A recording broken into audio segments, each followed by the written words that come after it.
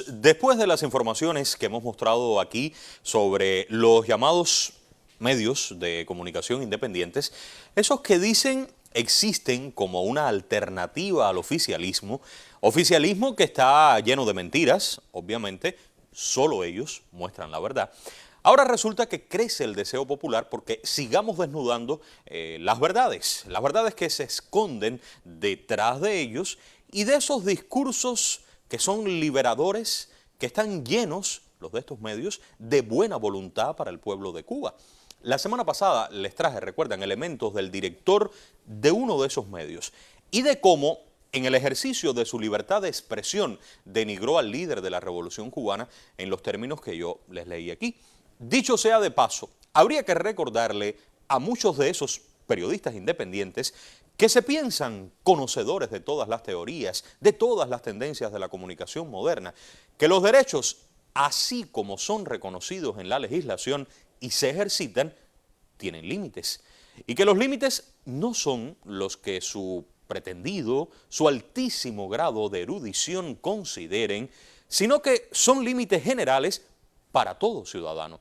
Y que entre otros, en Cuba, esos límites son los derechos de los demás, la seguridad colectiva y el respeto al orden público. En fin, vamos a conocer hoy algunos de los rostros de estos presuntos periodistas independientes. ¿Es verdad que reciben dinero del gobierno de los Estados Unidos o sencillamente los calumniamos nosotros aquí? ¿Defienden ideales en los que ellos creen o han hecho de esto un negocio, un modo de vida? Debemos seguirlos. Debemos creer lo que dicen. ¿Dónde están ellos? ¿Por qué existen ellos? Veamos este material que les traigo y ya regreso con ustedes. Adelante. Medios de comunicación intoxican constantemente las redes sociales con informaciones sobre Cuba. Si alguno de ustedes me preguntara hoy cuál es el sector más dinámico y más contestatario de la Cuba actual, sin pestañear, les diría la prensa independiente. Como único se va a provocar ese cambio si se presiona de este lado, desde el lado de que no está de acuerdo con lo que está sucediendo en Cuba. Ni a nosotros los periodistas independientes, ni a los influencers, ni a nadie beneficia ningún acuerdo de eso. Que no queremos más dictadura. Contarles y mostrarles esa Cuba, ese barco a dónde va. Lo importante es ir contra el poder. Se catalogan como independientes o alternativos, pero basta ir tras la ruta del dinero que los alienta y articula para saber de quién dependen y a qué línea editorial responden. La estrategia de comunicación que se articula desde las plataformas digitales es parte del diseño político del gobierno de los Estados Unidos.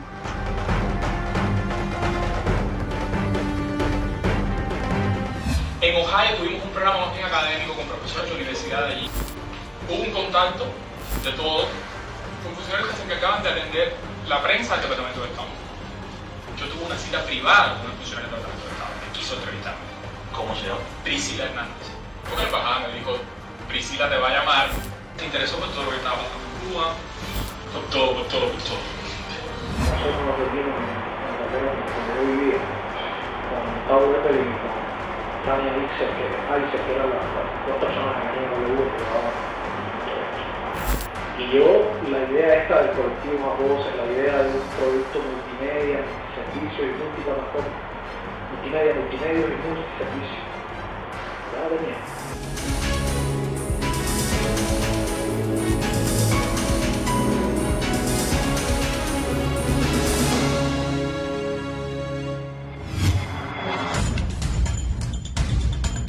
Un entramado de medios de comunicación intenta legitimar en Cuba la visión hegemónica estadounidense sobre democracia y libertad.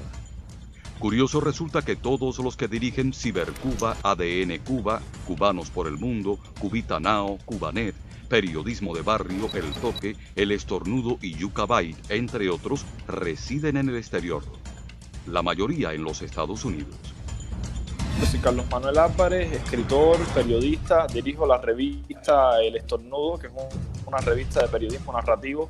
Yo soy Carlos Aníbal, soy cubano, Resido en México desde 2015. En ese momento comenzamos con el proyecto de Rialta. Yo soy ingeniero en telecomunicaciones y realmente, o sea, me vinculo a este mundo del periodismo a partir de un blog que tuve hace unos años. Bueno, y Mazorra, con que nuestros espectadores conocen Cibercuba, sí queríamos presentarlo. Bueno, lo mío es rápido, yo soy cubano igual, hace más de 10 años que vivo en España y en el 2014 junto a Luis Flores, mi amigo, fundamos Cibercuba y bueno, lo demás yo creo que lo conocen bastante bien. El informe de la Comisión para la Asistencia a una Cuba Libre de junio de 2004 registra las principales líneas subversivas hacia la isla, entre las que se incluyó el fomento de proyectos de prensa. Desde entonces, todas las administraciones posteriores a Bush ajustaron su diseño mediático a cada contexto. Cubanet y otros medios ya llevaban, no sé, el 94, pero con este tema de la blogosfera, que creo que la persona que fue líder de eso fue precisamente Giovanni Sánchez, que hoy dirige un medio independiente también. Son tiempos en que necesitamos la mirada y el apoyo internacional. No solo para apoyar a las fuerzas democráticas y denunciar las violaciones de los derechos humanos en Cuba, sino especialmente para apoyar y sostener a la prensa independiente. El portavoz del Departamento de Estado de Estados Unidos hace un tuit, me menciona, luego Pompeo también me menciona, y entonces uno como que de pronto sentía que yo estaba en el medio de un fuego cruzado. El Departamento de Estado, la Agencia Internacional para el Desarrollo y el Fondo Nacional para la Democracia de los Estados Unidos financian esta maquinaria mediática que se ha beneficiado de los más de 500 millones de dólares que la Casa Blanca destinó en los últimos 20 años para la subversión en Cuba. La NED es la Fundación Nacional para la Democracia. Es una organización estadounidense privada sin fines de lucro. Aunque está administrada por una organización privada, la mayoría de sus fondos provienen del presupuesto del Congreso norteamericano.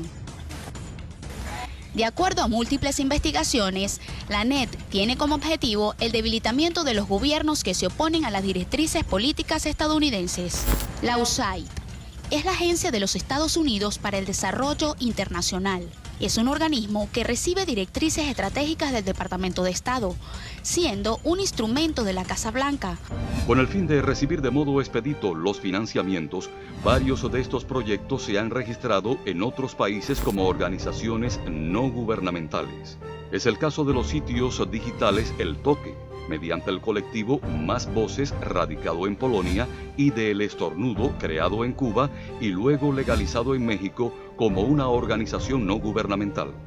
Carlos Manuel Álvarez, director del Estornudo, arribó a Cuba el 24 de noviembre para unirse al show mediático de San Isidro. ¿Y el financiamiento total al Estornudo cuánto es? Yo no lo sé porque todo eso se gesta afuera y yo no formo parte de las negociaciones. De hecho, no incidió, pero es una de las cosas por las cuales yo me fui. Que el Estornudo se funda tratando de huirle a la bestia del oficialismo y termina siendo una especie de feudo, no de censura, no de una línea ideológica propagandística. ¿Quién financia el Estornudo? Hoy, hasta que yo me fui, bueno, Mónica lo dijo, de hecho está en ese texto, porque Mónica lo dijo antes, como usted bien sabe, la NED y yo pienso Sánchez. Y lo que nos une es eso, ¿no? Lo que nos une son unas condiciones específicas que se dan, que permiten, naturalmente también con el acceso paulatino a la tecnología en Cuba, con esa apertura, permite que no solo que creemos cada uno su respectivo medio de prensa con su respectivo perfil, sino que empecemos a tener una audiencia para eso y que empecemos a incidir en el espacio público. Los colaboradores cobran por trabajo. Digamos que los que hacen la revista sí tienen un sueldo fijo. ¿Y tú vas a echar la revista? ¿Eh? ¿Tú hiciste la revista? Sí. ¿Cuál es el sueldo fijo? 400. ¿Se usted? Sí. Open Society Foundation, y vamos a ver justamente a estos personajes, ir viendo por qué es el cuestionamiento que se da cuando ellos quieren participar en esta tarea de la libertad de expresión o la fiscalización del contenido correcto a través de redes sociales. Vemos a George Soros, un magnate nacido en Budapest, de origen judío, magnate criticado por influir en procesos políticos. ¿Cómo lo hace? Bueno, a través de su extensa fortuna. Estos medios que se hacen llamar alternativos e independientes se descalifican por sí solos cuando se revela de dónde procede su sustento, aunque en ocasiones se pretenda desviar la atención sobre el origen del dinero. Digamos que como parte de estos procesos, el financiamiento, la capacitación, la asistencia técnica son pilares a partir de los cuales se aprovechan las condiciones que existen en las sociedades que pueden ser objeto de intervención para buscar, formar o promover movimientos de resistencia, movimientos que puedan gestionar el cambio que requieren los Estados Unidos en cada uno de los lugares donde pretende intervenir. Quienes dirigen y colaboran en estos espacios lo hacen a través de organizaciones radicadas en territorio estadounidense, europeo o latinoamericano. Al funcionar como una organización privada recibe fondos privados.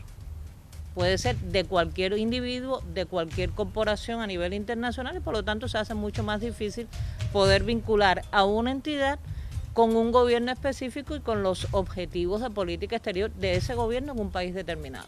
Como es aceptable para la empresa que vaya un grupo de cubanos a capacitarse, le da la oportunidad de pagarle entonces allí directamente a los cubanos. Acudimos a la cooperación internacional. O sea, tuvimos un primer momento en que se financió con los ahorros que había podido llevar a Cuba de la beca Nieman, y después logramos hacer un proyecto piloto con la Fundación Sueca de Derechos Humanos. Mientras más nosotros pudiéramos traer periodistas cubanos a estos espacios, mientras más los pudiéramos mandar a otros lugares a estudiar, a pasar cursos, a ir a la fundación, en esa medida el periodismo cubano también iba a crecer. Y logramos una alianza recientemente con la Embajada de Noruega, gracias a la cual estamos nosotros 4 aquí. Pero el periodismo va a retener la misma disyuntiva que nosotros. Necesitan personalidad jurídica para aplicar a fondos que los van a sostener. Y ellos no tienen dificultad con asumirlo, se han cuidado más que nosotros de decir que tienen fondos extranjeros, pero ya han trabajado con fondos extranjeros. El Instituto de Periodismo de Paz y Guerra, Factual, Distintas Latitudes, Fundación Sueca de Derechos Humanos, Editorial Hipermedia, Diario de Cuba, Cubanet, la Universidad Sergio Arboleda y muchos más funcionan como contratistas de estos proyectos de prensa. Muchas ONG estuvieron interesadas, siguen estando interesadas en dar ayuda, en dar asistencia a los periodistas cubanos, asumiendo que en Cuba hay dificultades con el ejercicio del periodismo. Uno pudiera pensar, si no está bien informado, que esto es como una excepcionalidad, o sea, que los cubanos somos favorecidos porque intereses que nos trascienden quieren debilitar a la revolución cubana. O sea, algo de eso, por supuesto, hay detrás. En este diseño sobresale desde el Fondo Nacional para la Democracia el cubanoamericano Aimel Ríos Wong. Como jefe del programa Cuba, controla y distribuye los fondos aprobados para desmontar paradigmas ideológicos y culturales desde afuera y dentro de la isla. Bueno, pues me llamó y me dijo que ¿te parece si podemos vernos, etcétera? Y yo le dije, sí, ¿por qué no? Claro. Y entonces salimos a dar una vuelta en Washington. Pero sí es alguien que se ha hecho presente, que ha estado dialogando, que ha estado intercambiando constantemente con los actores aquí, tanto del periodismo como de la sociedad civil. Como estrategia, seleccionan a sus futuros líderes, los capacitan, los premian, los financian, los estimulan, los visibilizan, los aglutinan, los empoderan, los orientan y les dan espacios y tribunas. Lo que dicen es, no, pero a mí nadie me dice lo que yo tengo que escribir. A mí nadie me dice cuál es la línea editorial de mi página o cuál es la línea editorial de los artículos que yo debo escribir. No tienen que decírtelo ya. Ya tú tienes asumida esa línea. Recibes el financiamiento porque ya la tenías desde antes, porque ya decías esas cosas desde antes. Y sabes que si no las dices y no sigues esa línea antigubernamental, no vas a recibir el financiamiento. Nosotros estamos trabajando ahora mismo con alrededor de 7.000 para un trimestre. $7.000 americanos para un trimestre. Y bueno, a partir de ahí hacemos la planificación del trabajo. O sea, ahí tenemos diseñado cuántos contenidos de cada género hemos producido o vamos a producir, bueno, en este caso es hacia futuro. Y está asignadas pues todas las tarifas que tenemos establecidas de pago. Fuentes públicas del propio gobierno de los Estados Unidos muestran el incremento de estos fondos durante los últimos años, justo cuando el Estado cubano avanza en las transformaciones del nuevo modelo económico y social. ¿Qué cosa es la subversión? La subversión es la promoción de un proceso de cambio. Pero, ¿cambio para qué? En la medida que la informatización del país ha ido avanzando y las personas han ido teniendo cada vez un mayor acceso a Internet, especialmente en los últimos años con las zonas Wi-Fi, posteriormente con la red de datos móviles, esta guerra ha ido aumentando y se ha ido organizando cada vez más porque su posibilidad de llegar con este tipo de manipulación mediática hacia determinados sectores de la población ha sido cada vez mayor. Esto que estamos viendo ahora no es el resultado de algo que pasó en el último mes. Es algo que se ha venido trabajando durante muchos años, de cómo revertir, porque en definitiva de eso se trata, las cosas hay que decirlas por su nombre. Cómo yo revierto la revolución cubana, cómo yo hago una restauración capitalista en Cuba, pero cómo yo lo hago sin anunciarla, cómo yo la hago disfrazándola de otra cosa.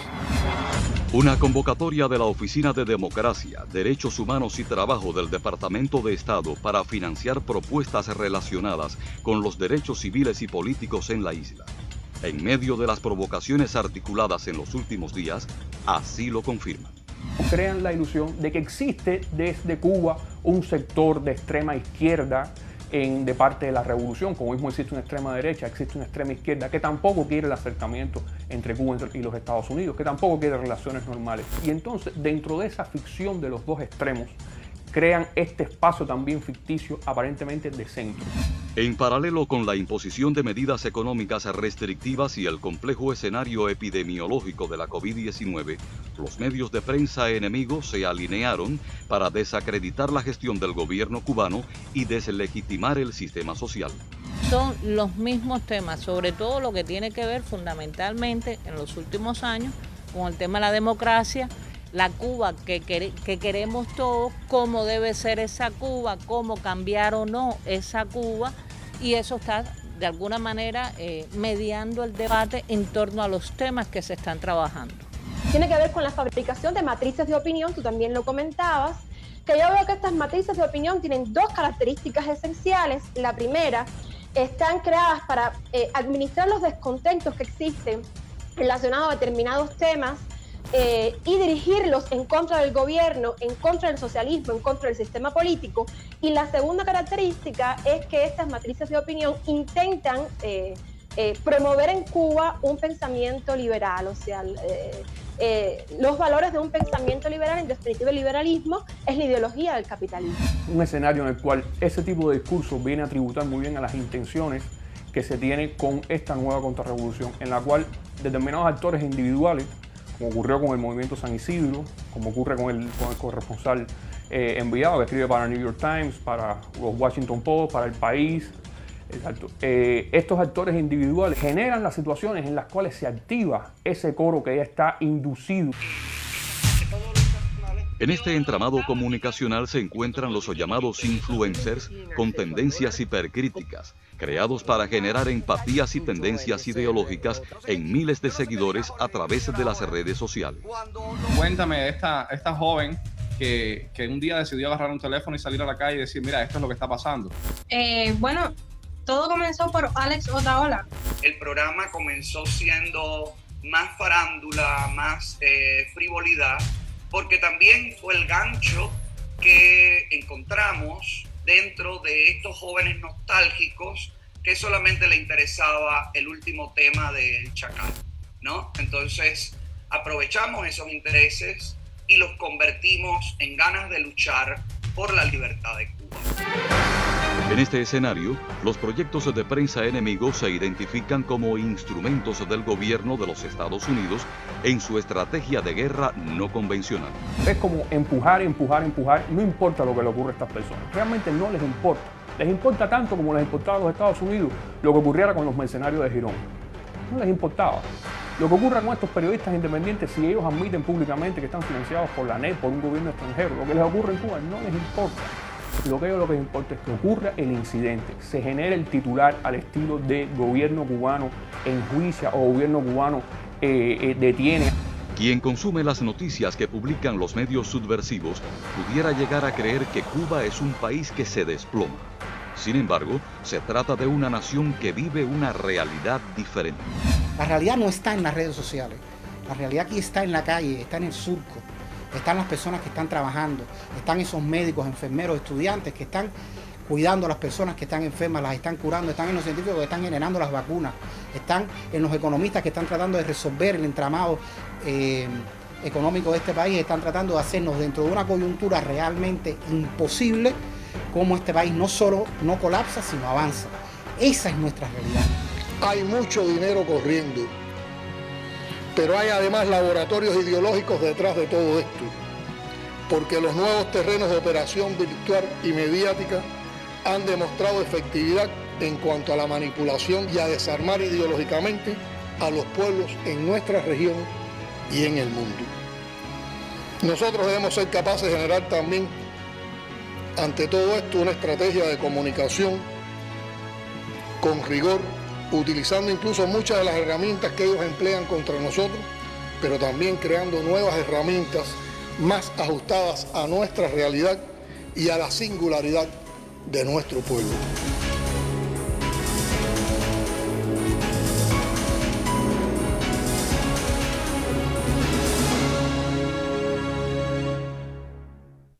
Como vieron, es un tema bien serio. A nombre de esa libertad, de la libertad de nosotros, de la libertad de un pueblo, unos cuantos que vimos viven de contar las historias suyas, las mías, y mientras obtienen muy buenas ganancias, buscan derrocar un proyecto político que es imperfecto como toda obra humana, claro, pero un proyecto que así imperfecto es mucho más legítimo que cualquier plan subversivo, que para existir tiene que contar con almas vendidas, tiene que contar con compradores, con precios, con discursos que parezcan poesía para un pueblo que tiene 1000 retos por delante y que hace muy poco dijo en su inmensa mayoría que lo que quiere seguir construyendo se llama socialismo.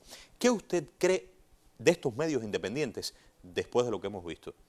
No podemos olvidar, recuerde los nombres, Cibercuba, ADN Cuba, Cubanos por el Mundo, Cubita Now, Cubanet, Periodismo de Barrio, El Toque, El Estornudo, Yucabay, entre otros. Dígame, ¿se merecen o no el apellido con el que ellos se identifican? Y que no paran de repetir todo el tiempo. ¿Serán medios independientes? Regresaré con más muy pronto. Buenas noches.